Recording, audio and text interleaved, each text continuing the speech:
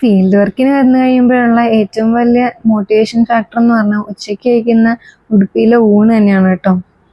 I mean look at this, 130 റുപ്പീസിന് quality food, നല്ല ടേസ്റ്റും ഉണ്ട്.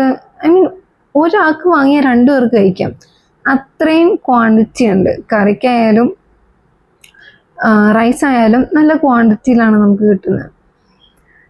ഈ ഊണൊക്കെ കഴിച്ച് കഴിഞ്ഞിട്ട് പപ്പടവും പായസം കൂടെ മിക്സ് ചെയ്ത് കഴിച്ച് കഴിയുമ്പോൾ കിട്ടുന്നൊരു സന്തോഷം എക്സ്പ്ലെയിൻ ചെയ്യാൻ പറ്റില്ല.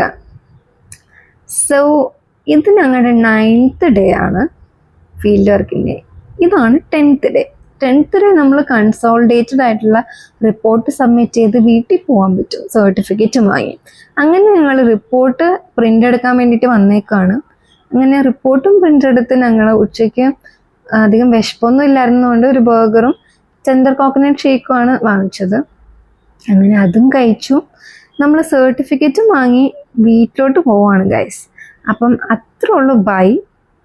അടുത്ത വീഡിയോ ആയിട്ട് കാണുന്നത് വരെ ഹാപ്പി ആയിട്ടിരിക്കും. ബൈ.